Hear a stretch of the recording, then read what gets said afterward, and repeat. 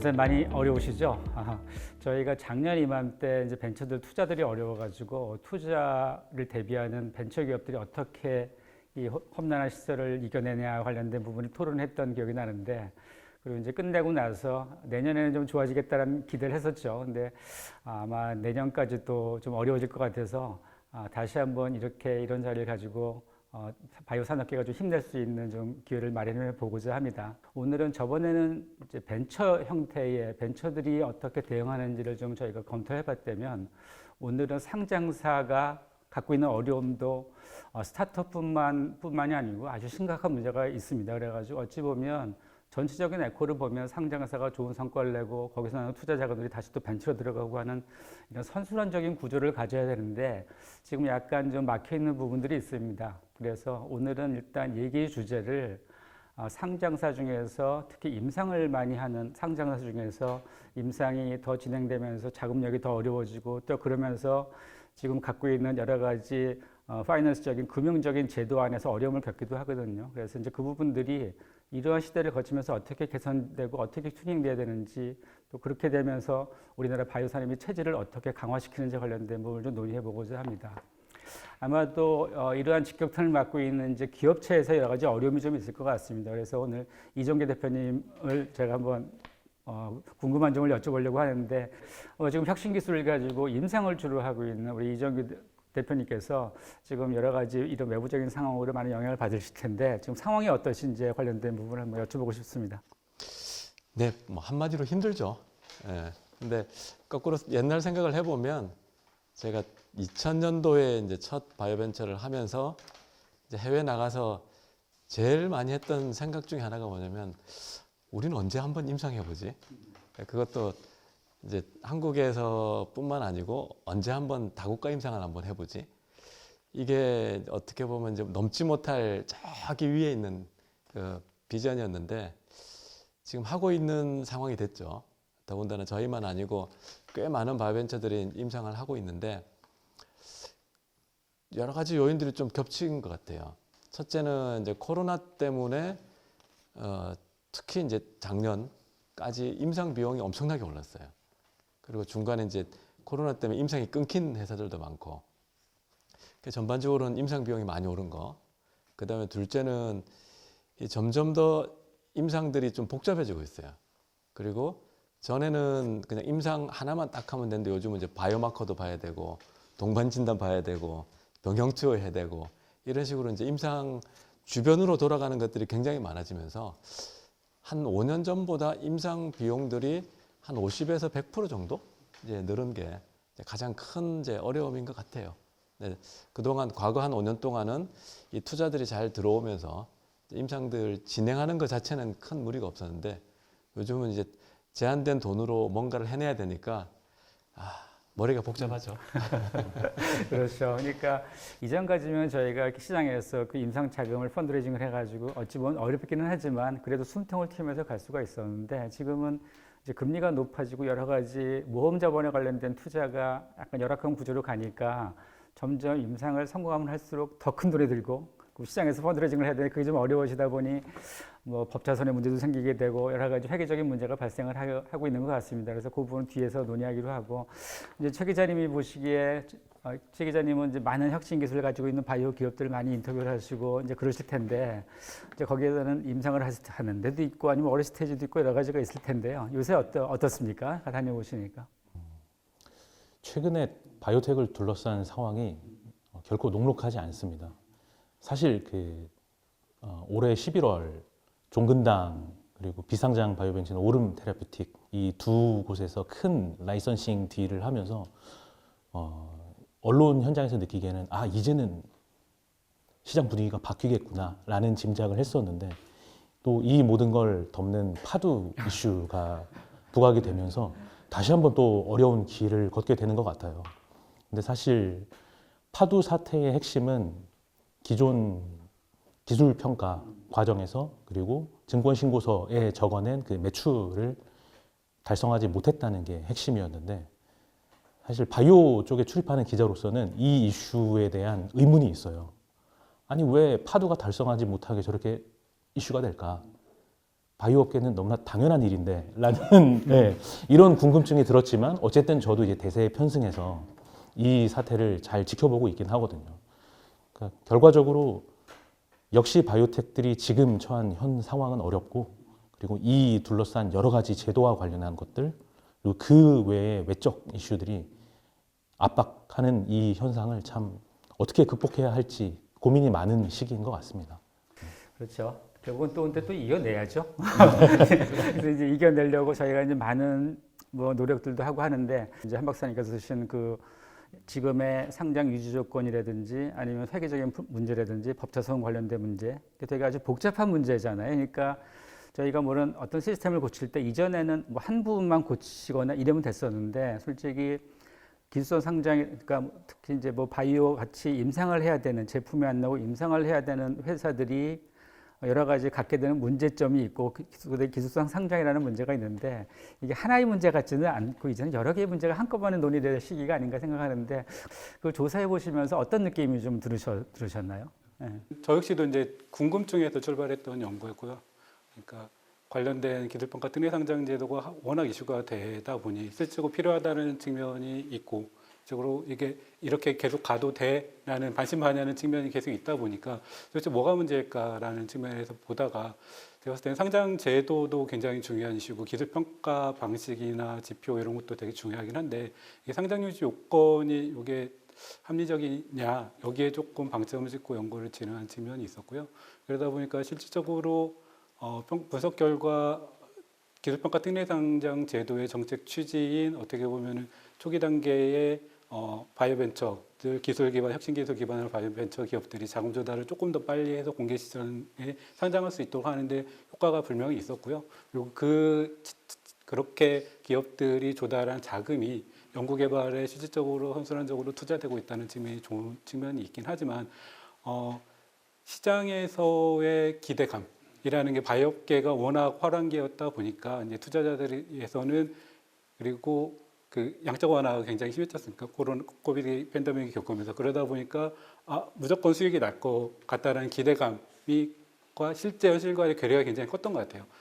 그렇죠. 그러니까 이제 비상장사를 보는 어떠한 그 일반인들의 기준과 상장사를 보는 일반인들의 기준은 아마 확연하게 차이가 날 거고, 그다음에 상장사 같은 경우는 어떻게 보면 공시를 통해서 저희가 정보를 얻고 있음에도 오바 기대를 하기 때문에 그리고 이제 항상 이전에도 바이오에 투자하면 2배는 봐야 되는 거 아니야? 뭐 이런 생각을 해가지고 이제 그러한 오버밸류가 있긴 하죠. 근데 이제 그건 아마 이제 좀 더 점점 성숙돼 가면서 이제 좀 좋은 구조를 가져야 될 것 같고, 아마 이제 요새 제일 많이 어떻게 보면 욕도 많이 먹으시고 그다음에 기대도 하시고 볼 때마다 아마 많은 상장사건 비상사건 눈이 초롱초롱하게 황 대표님의 눈을 마주치려고 계실 텐데, 지금 이제 돌아다니시면서 약간 상장사 대표도 만나시고 비상사 대표도 만나실 텐데, 여러 가지 지금의 상황들, 그다음에 이제 이게 과연 어떻게 우리가 극복해야 되는지는 어떻게 보면 저희가 답을 내기는 좀 어려운 부분이 있는데, 그러니까 지금 아마 앞으로 요 뒷부분에 논의하는 부분에 뭐 상장 유조건은 약간 좀 별개로 하고요. 지금 이제 어떠한 여러 가지 그 산업체에서 의견들이 좀 많은지 좀 궁금합니다. 제가 원래 사람들 만나는 거 굉장히 좋아하는데 요새는 이렇게 표현드리면 사람들 만나기가 좀 두렵다.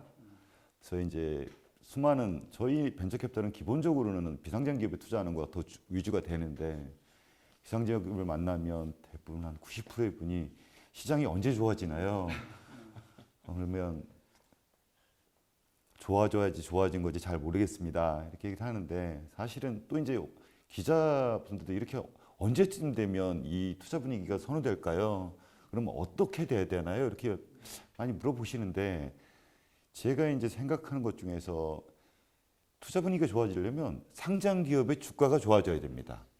예를 들면 우리 바로 옆자리에 계신데 우리 집 브릿지바이오의 주가가 좋아져야지 거기에 투자한 분들이 거기서 엑시트를 하고 그 엑시트한 돈을 가지고 다시 비상장 기업에 투자를 하고, 그럼 그분들이 연구개발해서 다시 상장을 하고 뭐 이런 거가 이제 선순환 구조인데, 우리 코로나를 겪어 나가면서 사실은 어떤 과도한 기대도 좀 있었고, 그리고 여러 가지 여건들이 됐는데 코로나 엔데믹이 되면서 사실 이제 바이오 기업들 주가가 뭐 해외도 마찬가지인데 국내도 많이 떨어져 가면서 이 악순환이 진짜 시작된 거죠. 네, 그렇죠. 그러니까 결국은 모든 게 어느 게 먼저인지, 제도가 먼저인지, 상장사가 뭔가 성과를 내야 되는 게 먼저인지 참 그건 애매한 것 같아요. 근데 일단 오늘은 상장사를 타겟으로 하니까 우리 자 그럼 결국 이제 주가, 그러니까 결국은 뭐 상장사의 밸류는 주가로 논할 수밖에 없죠. 근데 결국 상장사라고 하는 거는 성과가 뭐 라이센스 아웃을 크게 하건 아니면은 글로벌 임상을 진짜 차근차근하게 해서 3상까지 갈 수 있는 그 구조를 찾건일 텐데 이제 자금의 현실로 보면은 원래 이제 상장 우리가 특별 상장이라고 기술 상장이라고 하는 것이 그 자금을 가지고 이제 임상을 들어가고 해서 계속 밸류업이 되는 형태가 될 텐데 지금은 약간 이제 그 우리가 만들었던 기술 상장의 컨셉에서 약간 벗어나는 외부적인 요건에서 벗어나는 과정들이 발생하는 것 같아요. 이제 이런 문제가 발생을 해서 아마 이제는 저희가 좀 지금부터는 이제는 우리가 산업을 일으키기 위해서 새로운 제도가 나왔대요. 이제는 산업을 육성시키고 진짜 뭔가 글로벌로 가기 위해서 뭔가 이제 변해야 될 시점이라고 보는데 이제 황 대표님께서 보시기에 여러 가지 이제 회계적인 문제가 저번에 이제 황 대표님께서 항상 주장하시는 게 아직 우리가 미국같이 에코가 완벽하지 않은 상태에서 과연 그걸 다 비용으로 터진 게 옳은지 안 옳은지에 관련 여러 가지 갑론을박이 좀 있었고 그 다음에 여러 가지 게 뭐였죠? 증권 투자하는 방법에 여러 가지 문제점도 제기하자고 고쳤는데 지금에서는 그러면은 그 상장 유지 조건에 관련된 부분을 약간 어떤 식으로 저희가 좀 바라봐야 될지 궁금합니다. 그러니까 일단 빨리 할 수 있는 거랑 좀 시간이 걸리는 걸로 먼저 말씀을 좀 드리면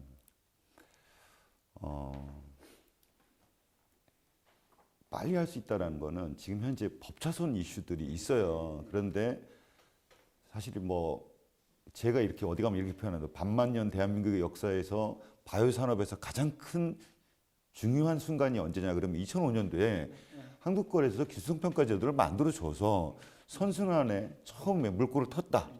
중요하고 그리고 그 이후에도 뭐 예를 들면 매출액 규정이라든가 뭐 여러 가지 것들을 합리적으로 한국거래소가 많이 바꿔 오신 거가 맞아요. 그런데 지금도 또 이제 좀 어려우면 또 한국거래소에서 또 전향적으로 생각해 주시지 않을까 하는데 일단 지금 당장에는 우리가 이제 그냥 뭐 법차손이라고 얘기를 하잖아요. 그 법차손에 관련된 것들을 유예를 조금이라도 좀 더 그게 뭐 1년이든 2년이든 3년이든 해야 되는 부분이 있을 거고 사실 이제 조금 아까 그거는 이제 누군가가 정말 크게 결심만 하면 하실 수 있을 것 같아요. 근데 조금 더 오래 걸릴 것들은 KIFRS에서 우리가 연구개발 비용을 자산화를 할 수 없는 그거 관련돼서는 우리가 이제 금감원이나 우리 회계사들 전문가들이 모여서 뭔가 좀 합리적인 기준 이런 거를 좀 만들어야 되지 않을까 일단 그렇게 생각합니다. 맞습니다. 그 KIFRS가 그게 많이 연결되어 있는 것 같아요. 그러니까 이제 그 상장사에 관련된 부분에 비용 처리해야 되는 부분도 연결되어 있긴 하지만 국가 과제를 할 때도 그거에 따라서 자본 잠식에 관련된 부분이 들어올 수가 있기 때문에 어떨 때는 어플라이 할 수 있는 자격 조건이 미달되는 케이스가 좀 있거든요. 자, 이제 법차손 얘기가 잠깐 나오셨었는데, 그러니까 지금 우리 한 박사님 보고서를 보면 법차손에 관련된 부분의 유예가 맞냐, 아니면은 법차손이 유예가 한들 데이터에서 보면은 큰 의미가 없다. 아싸리 법차손을 빼서 우리가 상장 유지 조건에 관련된 부분 그냥 시장에 맡기고 뭔가 유연성 있게 하자라고 얘기들이 있는데 그건 어떻게 생각하시는지? 저도 두 가지 단기적인 그리고 중장기적인 관점으로 조금 접근하는 게 좋겠다라고 생각을 하고 있고요. 왜냐하면 제도라는 게 경로 의존성이 있기 때문에 단기간에 뭔가 틀을 바꾸는 건 쉽지가 않을 겁니다. 단기적으로는 할 수 있는 부분이 이제 법차손 부분 이제 7년도까지 유예를 준다 하더라도 여전히 문제 있는 기업이 상당히 일반 상장 기업에 비해서 2배 정도가 높거든요. 지금 현재 3년 정도 유예를 해주고 있는데 그 차이가 굉장히 있기 때문에 유예를 한다고 이게 답이 아니고 만약에 7차년도 5년도를 유예를 해준다고 해도 5년도에 또 문제가 생기면 또 그때 가서 연장을 해줄 거냐 이게 지속 가능하지 않을 것 같다라는 게 개인적인 생각이고요. 그렇다고 하면 할 수 있는 방법이 뭐냐? 그러니까 기술평가 특례 상장 기업은 어떻게 보면은 상장 요건 자체가 아예 다르게 들었고 기업의 특성이 아예 다르기 때문에 연구개발 투자를 많이 하고 있기 때문에 투자를 지금 자산화하던 거를 비용으로 처리하고 있으니 그 비용을 법차손에서 관련 상장 유지 요건 적용할 때 빼주는 방식은 쉽게 제도적으로 접근할 수 있는 방법이니 단기적으로 그런 쪽으로 한번 어프로치를 해보고 중장기적으로는 아예 시장평가 쪽으로 가는 게 맞지 않겠느냐. 그래서 시가총액이나 주가 이런 기준으로 그 거래량 그리고 유통이 어떻게 되고 있는지 그 분산이 제대로 되어 있는지 측면으로 아예 시장평가 쪽으로 기술평가 특례 상장 제도는 가는 게 어떻겠냐는 생각하고 있고요. 그 전제 조건으로는 시장평가를 가려면은 정보가 투명해야 되겠죠.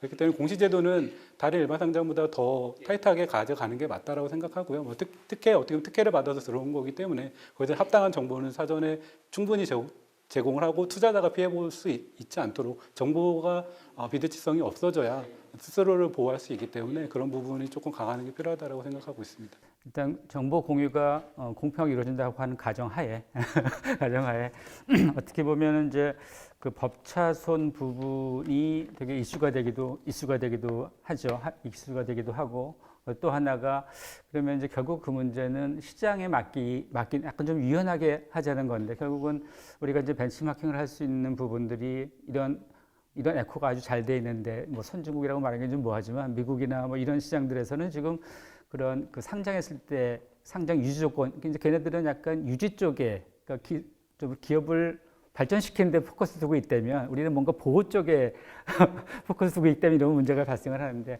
외국 애들은 외국 기업은 어떻게 하나요 이게 주로? 제가 보고서 제목을 상장 유지 요건의 적정성 분석으로 진 게 상장 유지 요건으로 바뀌었으면 좋겠다라는 내심의 기대 때문에 상장 폐지 요건이라고 하는 거예요. 여기 상장 폐지라는 게 굉장히 부정적인 요건이거든요. 우리나라 상장 폐지 요건을 보면은 주로 매출액, 법차손, 그리고 자본 잠식 관련된 시총에서 4가지가 하나라도 걸리면은 관리 종목으로 넘어가게 돼 있거든요. 굉장히 어떻게 보면 경직되어 있죠. 근데 상장 유지 요건을 바꿔버리면 5호 조건으로 해서 그 중에 맞는 거 하나 정도 충족하면 유지할 수 있도록 해주는 방식으로 아예 전환하는 게 조금 더 바람직하지 않을까라고 생각하고 있고 거기에 그렇지만 현재 기준을 그대로 적용하자는 건 아니고요. 거기에 맞게 요건을 지표를 바꾸든지 아니면 수준을 높이든지 낮추든지 이런 조정을 통해 가지고 상장 유지 요건을 바꿨으면 좋겠다고 생각하고 있고요. 그렇게 이제 중국 빼놓고 제가 조사한 미국 일본, 뭐 싱가포르, 캐나다 등등 일본 등은 대부분 상장 유지 요건을 사용하고 있거든요. 그래서 그런 부분 좀 참조하는 게 필요하다라고 생각합니다. 그러니까 최 기자님이 보시기에 그러면은 이제 지금 상장 유지 조건이 아마 그 문제가 많잖아요. 그러니까 상장을 너무 그 안에서 왜냐하면 유지 조건이 까다로워지니까 나가면 죽는 줄 아니까 회사들이 그러니까 그 안에서 뭔가를 뭐 하려다 보니까 무리수를 두게 되고 그러다 보니까 또 그게 악순환적으로 이제 어떻게 보면 이 인더스트리에 나쁜 영향을 미치게 되는데 그런 관점에서 보신다면 이 상장 유지 조건을 좀 뭔가 그 시장에 맡기고 물론 이제 기업들이 도덕성으로 물론 정비를 해야 되겠죠 그 부분인데 그걸 시장에 맡기는 거에 대해서는 어떻게 생각하세요? 단편적인 예로 이제 모 그 바이오텍의 경우에 성과 창출이 지연되고 매출을 완성할 때 이제 여러 가지 애로사항이 발생하니까 이렇게 특정하면 좀 티가 날 수 있지만 뭐 예를 들면 식품 아니면 건강기능식품 하다못해 뭐 물티슈 그 외에 이제 생활용품 등을 자기 기술들과 접목한 새로운 사업을 한다라는 이런 시도가 많이 있었어요. 근데 사실 이제 특히 뭐 이 대표님이나 이제 여기 계신 분들은 느끼겠지만 그런 시도가 결코 제한된 리소스에서 성공하는 사례로 이어지진 않거든요. 바이오텍은 특히 벤처의 성격이 강하다 보니까 그 안에서 훨씬 더 제한된 자원, 제한된 시간, 제한된 인원으로 무언가를 만들어야 하는데 어느 정도를 할애해야 한다는 이야기거든요. 이게 현재 제도 안에서는 할애하는 게 의무일 수밖에 없습니다. 제도의 시간은 짧고 그 안에서 뭔가 만들어내야 되는데 임상을 업체가 다 할 수 없는 건 아니잖아요. 업체가 다 할 수 있지는 않고 어쨌거나 규제기관, 인허가 당국, 소통, 실제 데이터, 거기에 대한 분석, 엄밀한 평가 그리고 나서 이제 마지막 판단까지 이 일련의 과정이 절대 수년 안에 끝나지 않는다는 건 명확합니다. 그러다 보니 두 가지죠. 그러면 바이오텍은 어쨌든 살아야 하니까 아까와 같은 기형적인 형태의 무언가를 한다든지 아니면 그냥 우리는 포기하고 죽어버리겠다라고 갈 텐데 근데 그렇게 죽는 기업을 또 거래소에서 절대 내버려 두지 않습니다. 거래소는 또 투자자 보호라는 명목 하에 어떻게든 당신들은 살아라라고 말을 하고 있는 상황이거든요. 그럼 결론은 사실 한 가지예요. 이 올가매고 있는 제도의 문턱을 조금 낮추든지 아니면 앞으로 나아갈 수 있는 이 버든을 조금 줄이든지 이런 방향으로 가는 게 시장에서도 굉장히 긍정적이라 생각하고 이 제도권에 얽혀있는 모든 분들에게 굉장히 뭔가 좋은 지향점이 되지 않을까 하는 생각을 하고 있습니다. 그리고 이제 그 나갈까 말까의 법차선 문제 지금 아주 그 전장에 서 계시는 이정기 대표님께서 아무래도 이제 지금 특히 이제 브릿지바이오가 글로벌 임상을 많이 하고 있고 이제 아주 글로벌적인 관점에서 접근하고 있기 때문에 특히 법차선 문제에 관련된 부분에 그냥 어떻게 보면 되게 피부로 느끼실 것 같아요. 법차선에 관련된 부분에 혹시나 이제 하시면서 개선점이라든지 아니면 지금 진짜 느끼고 있는 부분들이 어떤 건지 한번. 이 법차선이 사실 1세대 벤처 2010년, 15년까지 문제가 안 됐어요. 왜 안 됐냐면 투자받는 규모도 작고 그 다음에 쓰는 규모도 작고 사실 쓸래야 임상할 게 없었으니까. 근데 지금은 이게 임상도 커지고 이제 해외와도 경쟁하고 하다 보니까 어떻게 보면 이제 성장통인 거는 그러니까 좋은 의미에서는 사실 성장했기 때문에 나오는 증상이지 성장을 안 했다면 이게 나올 수가 없는 거예요. 그런 의미에서 이제 되게 긍정적으로 일단은 보면서 이제 보면 약간 다른 이야기지만 최근에 이제 외국 잡지에서 지난 12개월 동안 빅파마들에게 라이선스 아웃을 한 나라가 주로 어딘가를 봤더니 놀랍게도 중국이에요. 이거 뭐냐면 중국이 그만큼 우리보다 많이 커 있고 저희 브릿지를 포함해서 많은 회사들이 개인적인 모티베이션은 당연히 이제 뭔가를 이뤄내겠다는 거 있지만 사실 국가 전체적으로 보면 왜 이익도 안 내는 회사를 상장을 시키냐. 그러면 그런 회사들이 커서 우리나라 경쟁력을 이렇게 올리는 게 더 큰 목적인데 상장 제도도 제가 볼 때는 이 경쟁력이 크는 방향으로 이렇게 맞춰주는 게 맞지 않을까. 왜냐하면 저희는 실물과 금융이 지금 만난 곳인데 금융만 좋을 수도 없고 흔한 말로 이제 주가만 좋을 수도 없고 그렇다고 이제 이 실물만 좋을 수도 없고 그런데 가장 근본은 우리나라의 바이오 벤처들이 혹은 제약업계들이 전 세계적으로 볼 때 경쟁력 있는 생태계를 만들어서 거기서 뭔가 나와야 되는 그런 관점에서 본다면 이 법차손 문제는 사실 일이 잘 돼서 임상을 더 활발하게 할수록 이슈가 더 커지는 거기 때문에 마치 이제 열심히 달리는 과정에 이제 발목이 걸리는 것 같아요. 말씀하신 것처럼 사실 제도라는 게 여러 이해관계자들의 이익의 이제 균형점을 찾아가는 거기 때문에 이 법차손 제도를 일격에 없앨 수는 없을 것 같아요. 단계적으로 없을 건데 지금 올해 내년은 제가 볼 땐 국내 미국도 마찬가지지만 바이오 업계로 보면 비상시국이에요.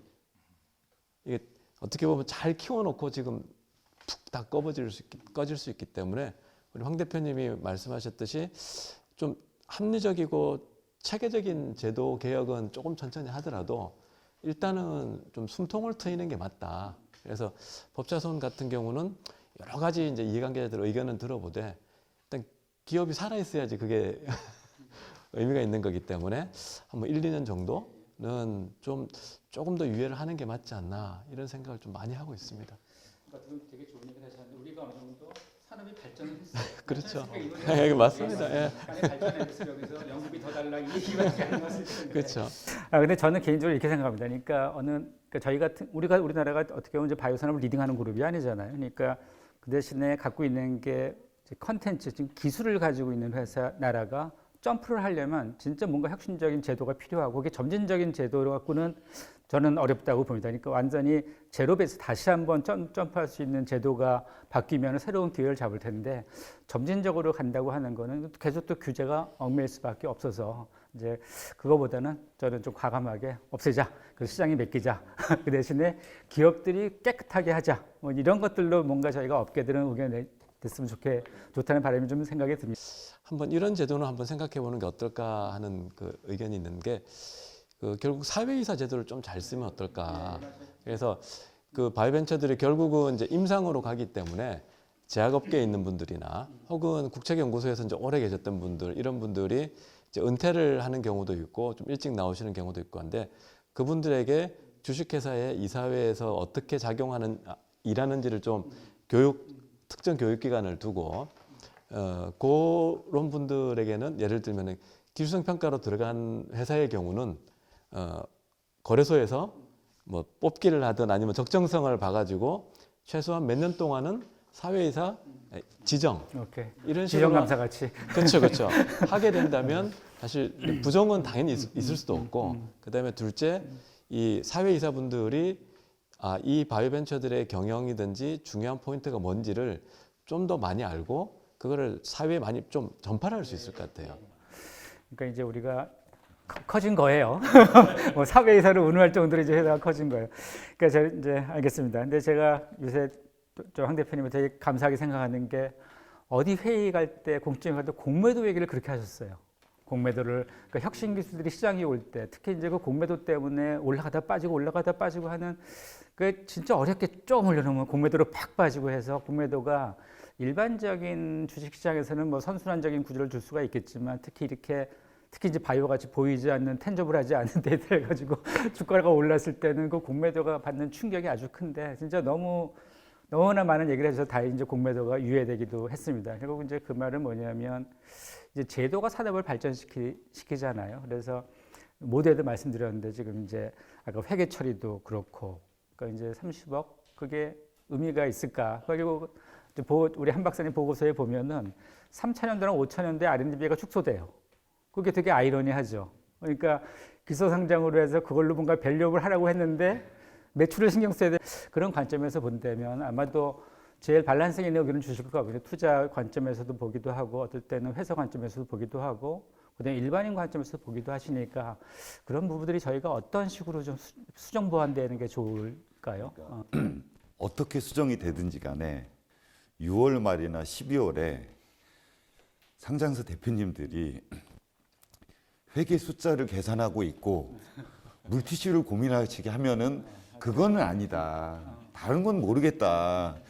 12월이 됐는데 물티슈를 내년에는 몇 개를 팔아야 되는지 또는 와가지고 지금 우리가 개발비로서 쌓는 거 못 쌓는 걸 다 더하게 했더니 법차손이 49.78%가 되는지를 열심히 계산해야 되냐. 그거는 일단은 아닌 것 같아요. 그래서 그 부분들을 그리고 사실 그 시간에 예를 들면 6월에 12월에 사업 개발, 임상 개발 올해까지 환자 리크루팅 인물 몇 명 더 할지 그 다음에 와가지고 내년이 되면 다국적 회사에 어떤 임원이 포지션 변경되니까 그 임원이랑 나랑 인연 있는 임원이랑 이 딜을 어떻게 끝내야 될지 이거를 지금 고민해야 될 시기인데 그 시기에 그리고 이런 것들 한번 그러니까 사실은 규제라는 것들이 약간은 겁을 먹어서 그러니까 규제를 풀어줬더니 이렇게 되면 어떻게 하지? 이런 걱정 때문에 되는 거거든요. 근데 우리나라 전 국민 중에서 제 생각에 한 70~80%는 모더나라는 미국 회사 알 거예요. 알 거예요. 아마 로버트 랭어 박사를 아시는 분들도 굉장히 많을 거예요. 심지어 RNA도 아세요. 네. 그런데 모더나라는 회사가 2010년에 창업을 했어요. 그리고 2020년도에 이제 그 코로나 발생을 하면서 했죠. 2020년도까지 걔네가 이익을 내본 적이 단 한 번도 없습니다. 단 한 번도 없습니다. 그런데 축적된 기술을 가지고 연구개발비 투입을 하고 그러다가 전 세계 이름을 알리는 그런 회사가 됐다는 거라서 그래서 이것들이 계속 비용을 많이 쓰고 있고 돈이 계속 물 먹는 하마가 아니라 돈 먹는 하마예요. 이렇게 생각들 하실 수 있지만 우리가 보면 모더나가 원래부터 그런 회사가 아니었는데 그 비용이 투입돼서 전 세계에 알려지는 그런 회사가 됐던 거잖아요. 일단 그런 식으로 규제에 대해서 좀 생각을 해보시면 어떨까. 연속적으로 말해보면 결국은 우리가 좋은 기업들이 나오고 좋은 기업들이 그러니까 슈퍼맨이 딱 나오는 게 아니고 꽤 잘하는 회사가 좋은 기업이 될 수 있는 우리 전체 산업 생태계, 금융 생태계가 돼야 되는데 지금은 이제 문제를 안 일으키는 생태계로 지금 만들다 보니까 아까 말씀하신 것처럼 이제 사실 임상이 쭉쭉 진행되고 있는데 그 30억 매출도 투자가들 입장에서는 중요하겠지만 좀 더 눈을 넓게 보면 그 회사의 경쟁력이 정말 중요한가? 중요하지 않다는 것들은 다 아는데 그 제도 때문에 우리가 너무 많은 기회비용들을 이제 버리고 있고 해서 과연 우리나라에서 마더나를 만들려면은 어떤 R&D 이상 어떤 제도들이 좀 더 이렇게 숨통을 트여야 되나 그런 이야기를 좀 꼭 드리고 싶고 이제 규제 진짜 항상 열기 전에는 염려하잖아요, 그죠?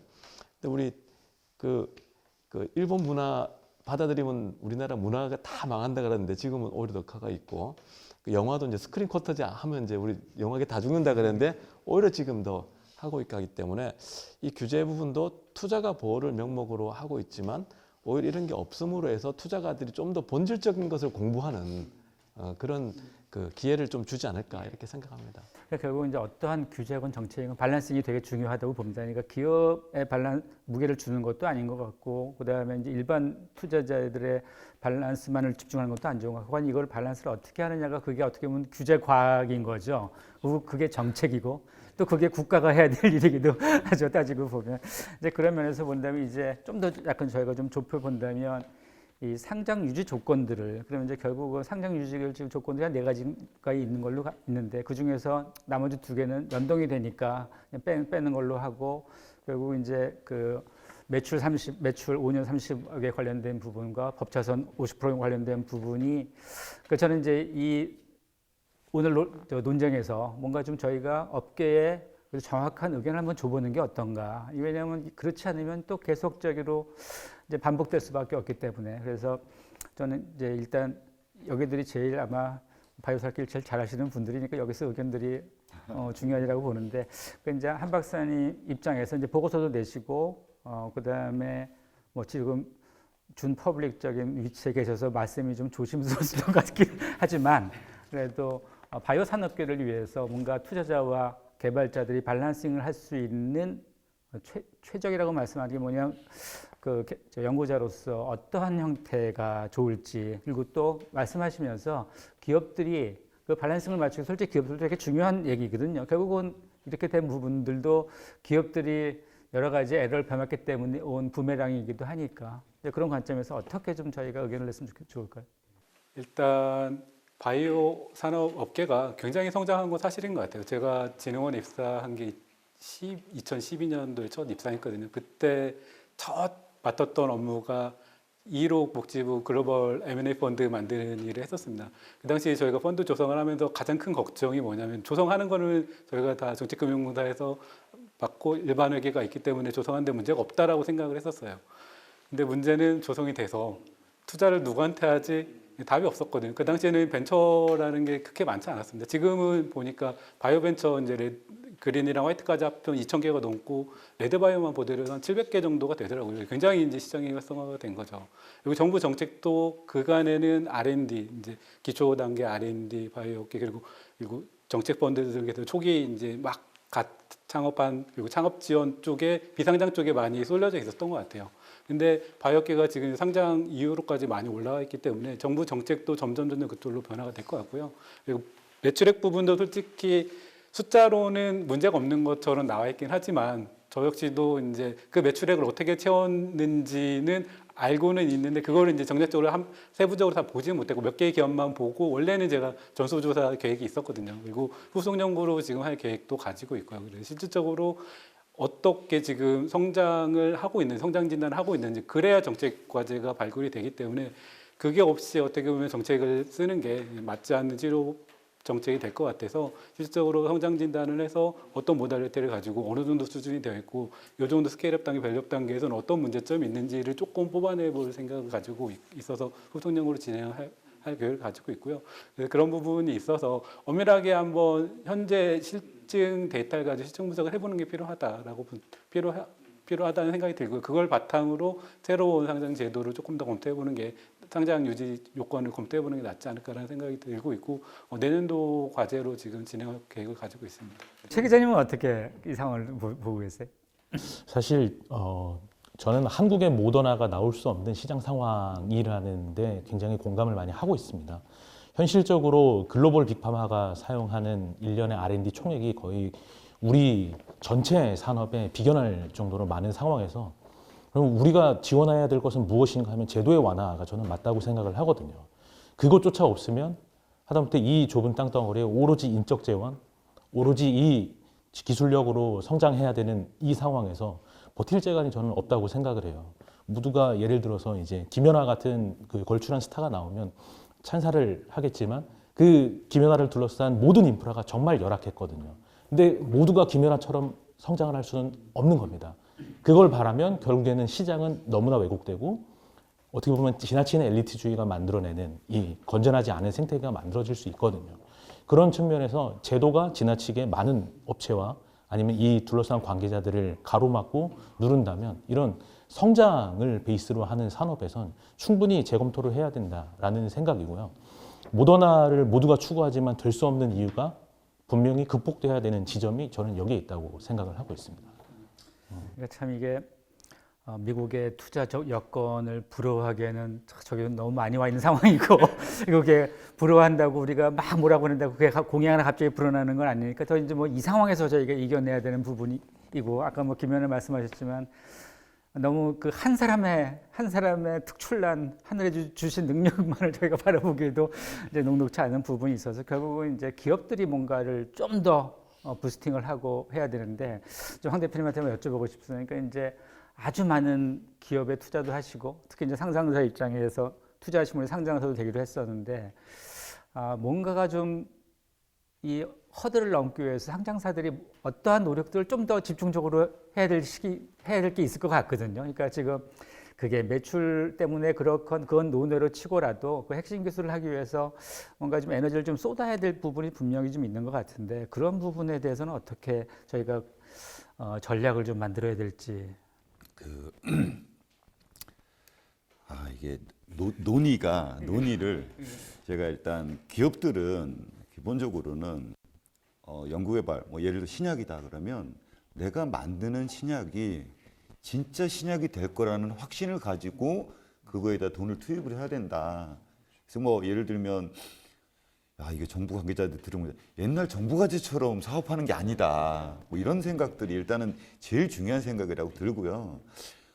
오늘 뭐 이런저런 논의들을 하고 있는데 제가 이제 저는 원래 성격이 급해서 이러면 뭐 공매도에 순기능이 있는 거 누가 모르겠어요. 그걸 아는데 그럼에도 불구하고 텐저블하지 않은 프로덕트를 갖고 있는 성장 산업과 관련해서는 공매도에서 어떠한 제한을 오히려 좀 두자라는 거고 제가 뭐 아까 개발비를 자산화하는 부분들 법사손 문제, 공매도 그리고 아까 우리 이정규 대표님이 이사회의 운영 이런 얘기를 해주셨는데 근데 이거 다 해달라고 그러면 또 이런 것도 있어요. 파생상품 평가 손실에 대한 적정 이런 이슈도 있어요.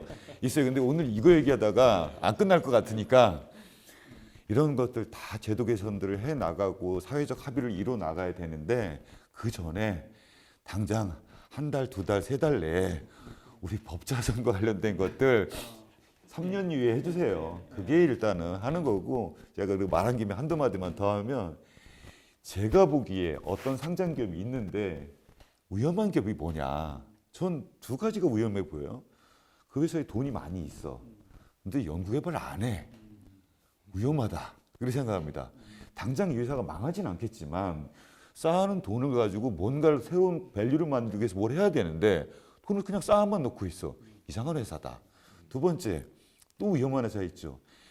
우리가 법사선 이런 거 문제 떠나서 아니 쟤네는 1년에 연구비가 어느 이상 들어가는데 그 연구비가 없어 당장. 그럼 그 회사가 위험한 회사죠. 그런데 저희 같은 투자자들이 전문 투자자들이 그 회사가 적정하게 괜찮은 회사이니까 그게 메자닌이든 유상증자든 삼자 배정이든 투자를 할 거 아닙니까? 그러면 멀쩡한 회사들은 회사에 내 연구개발비를 갖고 있단 말이에요. 근데 갖고 있는 연구개발비를 쓸 수가 없어. 그러면 아까 얘기한 다시 이상하지 않나요? 그게 이제 그래서 그 법사선 얘기를 저는 모르겠어요. 제가 회계사도 아니고 그래서 뭔가 회계적으로 논리적으로 합리적으로 설득할 수 있을 만한 능력은 되지 않지만 저는 이상한 거는 이상하다고 말해야 될 것 같거든요. 그래서 일단은 그 얘기만 먼저 3년 이후에 해주세요. 합리적이셨어요, 설명이. 그러니까 오늘 이제 원래 이 토론회를 저희가 주도한 것도 뭐 여러 가지 제도에 관련된 부분을 다 한번 논의를 하면서 그래서 가장 핵심적인 게 뭔지, 그다음에 지금 기업들이 안고 있는 문제점들이 뭔지를 한번 집중 논의한 건데, 근데 제일 큰 것 같아요. 법차선 문제가 물론 이제 큰 어젠다를 던지는 것도 물론 좋긴 하지만 중간에 우리가 진짜 눈앞에 떨어져 있는 실질적인 부분들을 좀 지원해 줄 수 있는 것들이 아마 좀 본질적으로 좀 급하게 논의가 돼서 뭔가 급한 답을 내야 될 거라고 봅니다. 그래서 그러면 다시 한번 감사드립니다. 법사님 얘기 다시 한번 꺼내주셔서.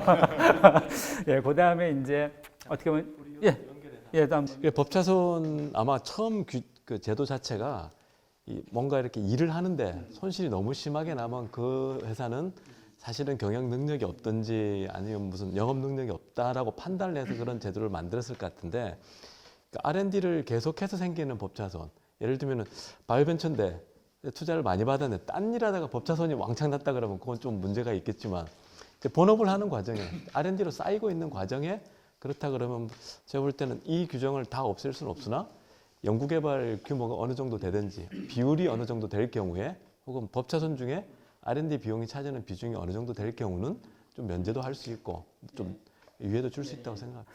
이제 거의 이제 시간이 막바지 온 것 같은데요. 결국은 이제 오늘 이 자리가 마련된 것도 약간 어떻게 보면 위기에 맞이한 이 생태계를 어떻게 크게 상처받지 않고 튼튼하게 가면서 우리가 명맥을 이어갈 수 있느냐가 어떻게 보면 되게 큰 관건인데 거기에는 아마도 기업의 책임감도 분명히 따라야 된다고 보죠. 기업이 가져야 되는 그런 책임감과 같이 해서 일단 마무리 한 말씀씩을 다 하시면서 하도록 부탁드리도록 하겠습니다. 기업이 일단 가져야 될 가장 책무성 중에 하나는 실제로 이제 공개 자본 시장에서 외부 투자자들은 투자를 받아서 그걸 가지고 사업을 운영을 하고 사업 활동을 하는 거기 영위하고 있는 거기 때문에 그래서 책무성을 확실히 가져야 된다고 생각하고 있고요. 그리고 뭔가 프로그레시브한 뭔가 프로덕트가 나오면 그거에 대해서 알려야 되는 게 굉장히 중요한 것 같습니다. 그러니까 뭐 예를 들어 파이프라인이 여러 개 있는데 성공하는 것도 있고 당연히 실패하는 것도 있지만 그러니까 사업 보고서를 보게 되면은 진행 안 되는 게 굉장히 많아요. 파이프라인 중에. 그럼 이게 진행이 되고 있는 건지 아닌 건지 판단이 안 되거든요. 이게 잘 되고 있는 것처럼. 그리고 갑자기 사업 보고서의 양식이 어떤 때는 확 바뀌어요. 되게 보기 어려워지게 표로 정리가 뭔가 깔끔하게 되어 있다가 어느 순간 이제 판단이 되게 안 되게 해는 그런 부분이 있기 때문에 그러니까 기업 입장에서는 이제 공개를 했지 않습니까? 그렇기 때문에 명확하게 모든 사실에 대해서 공개를 해서 투자자가 판단할 수 있게 해주는 게 신뢰를 쌓는 게 굉장히 중요한 것 같고요. 성공은 성공한 대로, 실패하면 실패한 대로 하는 게 굉장히 중요하다는 그런 책무성이 가져야 된다는 게 굉장히 중요한 것 같고요. 그리고 IPO가 너무 목적이 되면 안 되는 것 같아요. IPO는 이제 시작인 것 같아요. IPO가 목적이 돼서 거기에다 모든 힘을 다 쏟아붓고 나서 이제 막상 하려고 하니 쉽지 않는 거기에 맞닥뜨리기보다는 실제로 냉정하게 판단할 필요가 있는 것 같아요. 이게 우리가 가진 기술이 연구자들은 특히 이제 기초기술이나 연구하시는 분들은 그 기술에 대한 자부심이 굉장히 대단하거든요.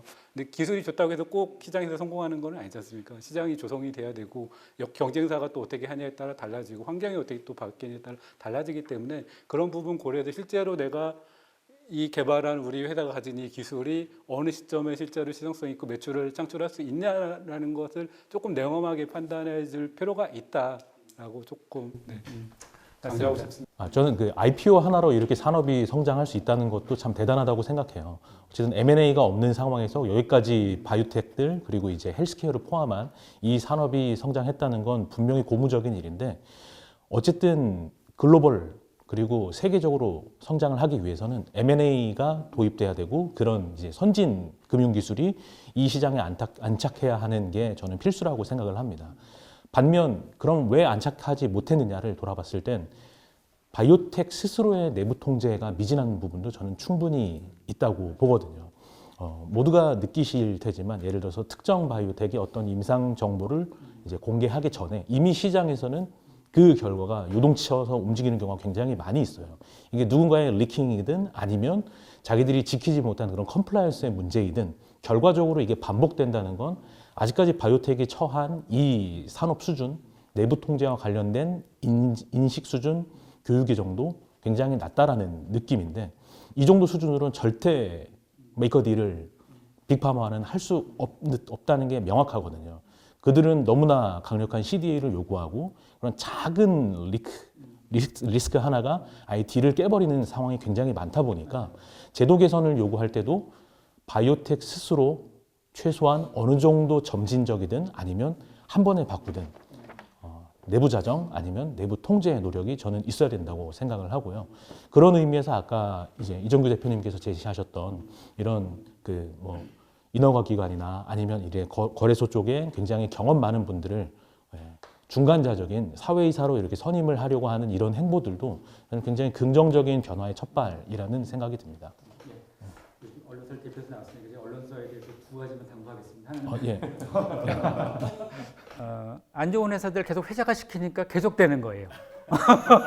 안 좋은 회사들은 다루질 좀 말아주시고 그다음에 또 하나는 이 산업이라는 게 바이오뿐만 아니고 사고가 날 수밖에 없잖아요. 특히 이제 바이오가 텐저블하지 않으니까 더 사고가 커 보이고 변력이 높았기 때문에 그런데 그거는 그 회사의 문제이지 섹터의 문제는 아니다. 그러니까 다음에는 기사를 다뤄주실 때 그걸 좀 부탁드리도록 하겠습니다. 꼭 마음속에 새겨두겠습니다. 아니 글로 새겨주세요. 예, 이정희 대표님 한 말씀. 네, 아까도 말씀드렸듯이 임상을 우리가 이렇게 바이오벤처들이 더군다나 이제 글로벌 임상을 할 이 세상이 올 거라고 생각을 못했어요. 그죠? 그때 이제 뭐 VC들한테 받는 돈도 한 10억, 20억, 30억. 근데 이제 우리가 굉장히 많이 어마어마하게 컸죠. 사실 그 투자 받는 금액을 딱 보면 가끔은 제가 막 이 어깨가 너무 막 짓눌려요. 이 돈인데 임상에 막상 들어가면 또 그 돈이 막 자꾸 나가요. 그러니까 또 고민도 많이 되고 사실은 굉장히 책임감을 많이 느끼죠. 근데 또 분명한 거는 이 신약을 가지고 데이터를 만들어내려면 돈을 안 쓸 수는 없다는, 안 쓸 수는 없고 불행하게도 앞으로 나가면 나갈수록 돈을 더 써야 되는 이 딜레마가 있기 때문에 요즘 굉장히 뭐 다른 바이오 CEO 분들도 정말 고민이 많으세요. 다만 저희가 투자를 받고 뭐 VC를 통해서건 아니면 우리 자본시장을 통해서건 투자를 받은 것은 결국은 좋은 신약을 어느 단계까지 만들어내서 그게 우리나라의 산업도 크고 그리고 뭐 투자가들도 또 좋은 수익을 누릴 수 있도록 하는 거기 때문에 어려울수록 조금 더 이제 업의 본질에 좀 집중해야 되겠다라는 그런 생각 참 많이 하는 그런 고민하는 겨울입니다. 지금 이제 많은 얘기를 들으셨으니까 우리 황 대표님께서 뭐 투자 관점, 제도 관점, 기업 관점을 이제 다 들으셨으니까 어떻게 보면은 제일 중요한 임무를 가지고 계십니다. 그래서 전체적으로 한번 의견을 한번 개진 부탁드리도록 하겠습니다. 아까 우리 부회장님이 최 기자님한테 말씀하신 거 관련해 하나만 더 말씀드리면 아니 부탁드리는 거예요. 부탁. 이게 최 기자님한테 부탁이 아니라 기술성 평가 제도가 만들어진 이후에 순기능을 한 거에 대한 비율과 역기능을 한 거에 대한 비율을 가지고 기술성 평가 기업과 기업들을 바라봐야지 그 중에서 어디 하나 예를 들면 5개 T가 있는데 그 T를 가지고 전체를 바라보는 거지 않았으면 좋겠다. 그게 우리 정부 당국이든 아니면 뭐 한국거래소건 아니면 언론이건 모두가 다 그런 관점이 있으면 좋겠다는 생각이 하나 있고요. 또 하나는 사실은 어떤 거든지 간에 제도를 규제를 저희 입장에서는 개선이라고 하고 그들 입장에서는 완화 이렇게 되죠. 그런데 제도를 완화하려고 그러면 불안한 마음이 드는 거가 저는 사실일 거라고 생각을 해요. 불안하실 거예요 아마. 그런데 저희가 자세하고 투명하게 연구결과별 설명하라는 요구가 있으면 그 요구에 뭐 당장 저희가 투자하는 회사들부터 우리 전체가 다 그 요구 당연하게 받아들이겠다. 그리고 자세하고 투명하게 하지 않은 거에 대해서 아까 뭐 우리 이제 정보에 대한 누설 이런 거 포함해서 페널티를 아주 세게 주신다면 그 또한 기꺼이 받겠다. 그러니까 우리가 조금 아까 말씀드린 그런 저희 입장에서의 규제 완화, 개선 이런 걸 좀 해주십사 하는 거고 그리고 제가 어디 가서는 말씀드리는데 우리가 여전히 옛날 사고방식 대한민국 바이오기술 되게 잘하고 있거든요. 제가 그러잖아요. 저는 눈에 본 것만 믿는데 제가 미국 회사, 유럽 회사, 중국 회사 다 투자하고 다녀봤거든요. 그래서 기본적으로 상대 비교를 해왔어요. 그래서 우리 바이오 산업 내에 있는 분들부터 일단 스스로를 의심하지 마시고 스스로도 좀 믿고 그리고 이 산업에 있는 분들이 스스로 믿는 것들을 정부와 사회가 그걸 와서 응원해주고 와서 이렇게 굉장히 힘들 때 엉덩이 한번 이렇게 등 한번 탁 밀어주는 거 있잖아요. 그런 거 좀 해주셨으면 좋겠다. 그렇습니다. 예, 하여튼간에 오늘 어떻게 보면 저희가 어떤 뭐 아주 드라마틱한 결론을 내기는 참 어렵죠. 그렇지만은 지금 어깨에 갖고 있는 많은 어려움들을 한번 저희가 논의장으로 끌어내서 이게 공론화돼서 좀 더 좋은 결과를 이제 나오기를 바라는 마음에 저 토론회를 좀 마련했고, 그 다음에 모든 정책이나 모든 방법들이 잘하는 회사에 대한 기준치로 좀 맞춰줬으면 좋겠다. 왜냐하면 잘못하는 회사의 기준치로 맞추다 보면 계속적으로 이제 누를 수 있는 상황이 되니까 좀 그랬으면 좋겠다라고 하는 이제 바람을 말씀을 드리고, 이제 바이오가 다 어렵습니다. 바이오 산업 종사자 여러분. 근데 이 또한 지나가겠죠. 그렇지만 어떻게 이 시기를 보내느냐에 따라서 2, 3년 후의 모습은 아주 달라지기도 합니다. 이제 그런 모습을 좀 인고의 시간으로 이것도 사업이라고 생각을 하시고 좀 더 긍정적인 마음으로 좀 저걸 진입을 하셨으면 좋겠고, 항상 바이오협회는 바이오 산업계가 튼튼하게 갈 수 있게, 그리고 또 어려움을 같이 논의하면서 그 어려움에 답을 찾을 수 있도록 최대한의 노력을 하겠습니다. 다시 한번 들어주셔서 감사합니다. 감사합니다.